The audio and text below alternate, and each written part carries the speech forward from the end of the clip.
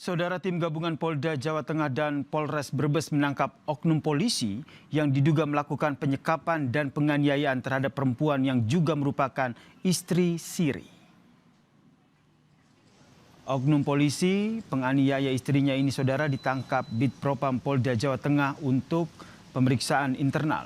Selain pemeriksaan kode etik oleh Bitpropam, proses pidana juga berjalan di Bareskrim Mabes Polri.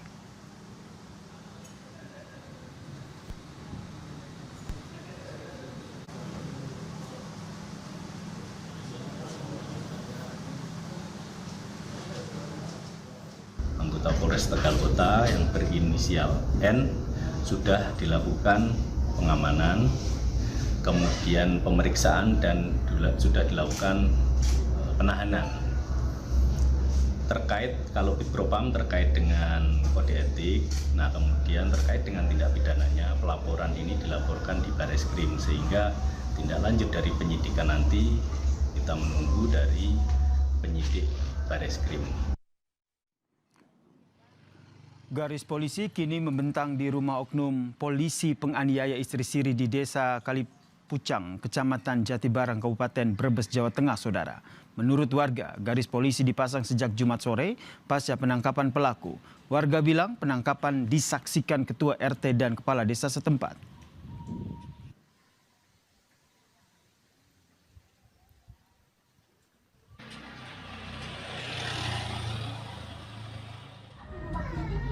Nggak kaget. Berarti ditangkap itu Tahu-tahunya ada orang nyari begini gitu. hari apa ya Pak ditangkap? Malam Jumat. Kamis malam berarti ya? Berapa orang Pak yang nangkap? 6 ada orang. Berapa mobil Pak? 3 mobil. Lagi semalam jam 10. 10 malam baru pasang garis polisi. Ya. Ibu korban mengaku tidak menyangka anaknya menjadi korban penganiayaan oleh suaminya sendiri. Menurut ibu korban, selama ini anaknya menutupi penganiayaan yang dilakukan pelaku. Ibu korban menyebut saat menjenguk anaknya dari Cirebon ke Tegal, pelaku selalu menghindar dan tidak pernah bertemu keluarga.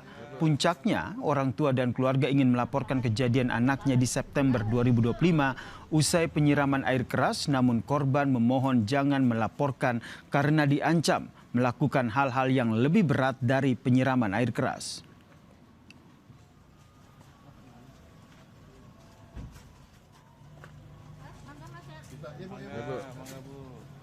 Nyangka mas, anak kayak begini saya nggak mau ya mas. Seorang ibu anak begini nggak mau mas, saya itu mas, ya Allah sakit hatinya mas. Mending badan ibu dipukuli, teman hati nggak bisa dikeraskan, sakit pisan mas. Apalagi sampai kayak gini ya udah, saya tuh waktu ini di pelabuhan tuh mas, saya nggak ada yang lihat tuh mas, saya udah pengen pingsan mas. Kuasa hukum korban menyebut aksi penganiayaan pelaku dilakukan selama kurang lebih 2 tahun. Pelaku melukai tubuh korban, mengintimidasi dan mengancam korban. Kuasa hukum pun meminta transparansi pengusutan kasus penganiayaan perempuan oleh oknum polisi ini.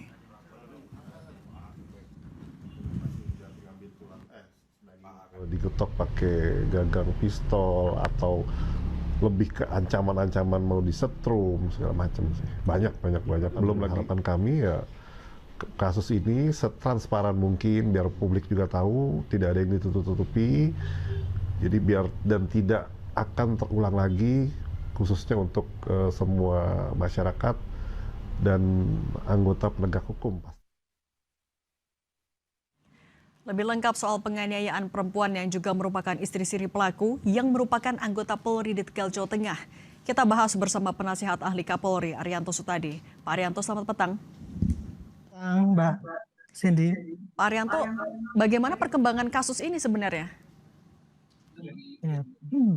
Kasus ini kan sudah yang untuk kode etiknya sudah langsung ditangani oleh polisi setempat ya, oleh Propam Polda.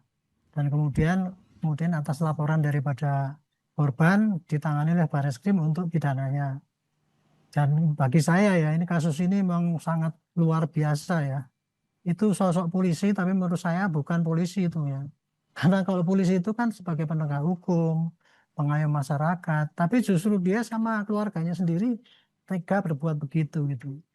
Melihat pangkatnya Aibtu itu ya, dugaan saya tuh dia bertugas polisi lebih daripada 10 tahun itu ya.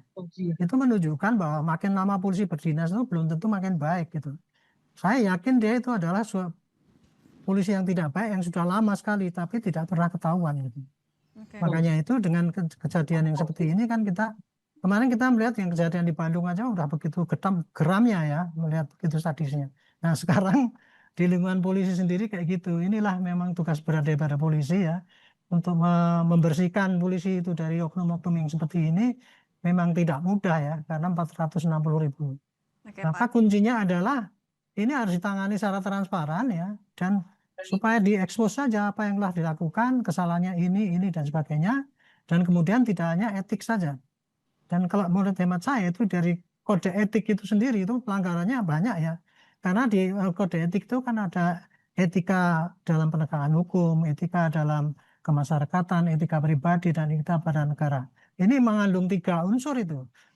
Etika dalam kepribadian, atau etika dalam untuk yang berkaitan dengan lembaga, yaitu dia mencemarkan ya, mencemarkan nama baik gitu. Itu ancamannya PTDH bisa itu. Apalagi dengan pidana. Pidana ini pasti lebih 3 tahun hukumannya. Makanya pantas dia itu untuk di PTDH. Jadi saya harapkan proses propam yang di Polda itu transparan dan cepat. Tidak terlalu lama jatuhkan PTDH, kemudian nanti dilanjutkan dengan proses pidananya. Oke, Pak Itu Arianto, kira-kira gambaran saya begitu. Pak Arianto, tapi kalau selama pemeriksaan pelaku mengakui semua perbuatan yang dilaporkan oleh istrinya sendiri itu? Ya kalau mengaku tidak mengaku buktinya kan sudah ada. Tidak perlu mengaku dia. Kan kalau yang namanya pemeriksaan di dalam pidana maupun di kode etik itu intinya adalah perbuatan yang diduga dilakukan itu apakah terbukti apa tidak. Terbuktinya itu dari pengakuan yang bersangkutan bisa, pengakuan dari saksi dan bekas-bekas yang ada di situ. Nah, untuk mengaku itu biasanya kan hanya untuk meringankan punishment ya, untuk meringankan hukuman yang diberikan pada dia. Dalam hal ini saya pikir walaupun dia mengaku pun saya kira tidak bisa diterima itu sehingga untuk meringankan perbuatannya itu ya. Jadi menurut saya kode etik bisa berjalan dengan cepat dan saya sarankan juga ini sidang kode etik itu walaupun ketentuannya mungkin tertutup ya. Kalau saya lebih baik dibuka saja biar masyarakat tahu lah. Begitulah caranya polisi itu mengadili bawahannya yang kurang baik. Cara-cara polisi memperbaiki internal polisi yang kurang baik itu supaya masyarakat diketahui. Kalau selama ini kan polisi seakan-akan melindungi anggotanya yang melakukan tindakan kejahatan. Oke, berarti transparansi itu untuk membantah adanya impunitas. Tapi juga Pak Arianto, kalau misalnya Anda mendorong PTDH untuk dari segi etik, tapi kalau dari segi pidana, apa sanksi yang menurut Anda sepadan dengan apa yang sudah ia lakukan kepada istrinya selama 2 tahun? Itu berlapis-lapis ya. Penganiayaan yang direncanakan menimbulkan berat, penyekapan, dan itu diulang-ulang. Kalau kejadiannya bukan hanya pasal penganiayaan, 1 pasal saja, tapi dilakukannya berapa kali itu.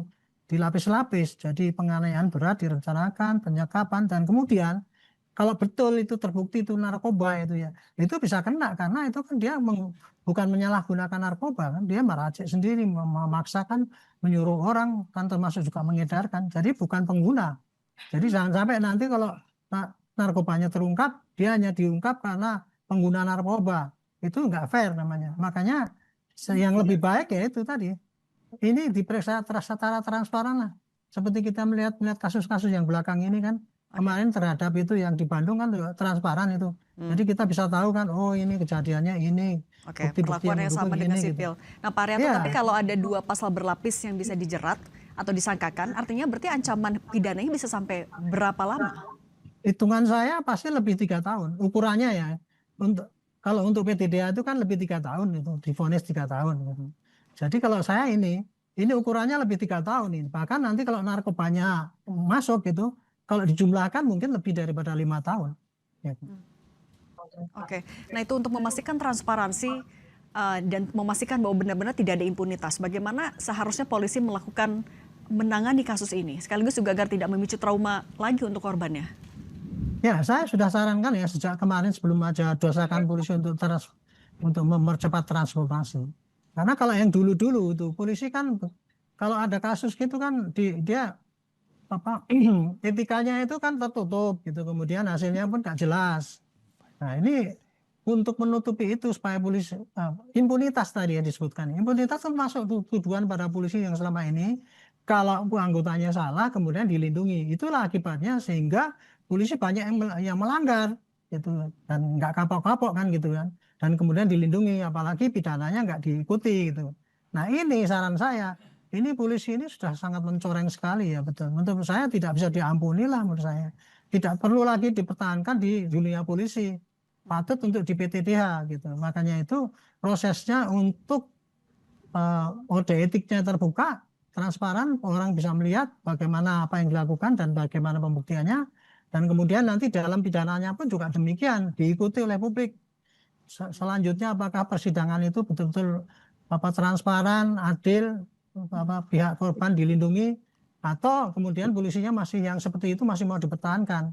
Kalau menurut saya yang sudah seperti itu sulit untuk dipertahankan. Kasihan nanti yang lain-lain ya. Kita lihat 3 orang yang gugur di Kalimantan kemarin sampai meninggal gara-gara untuk tugas. Ini dirusak dengan ini kan.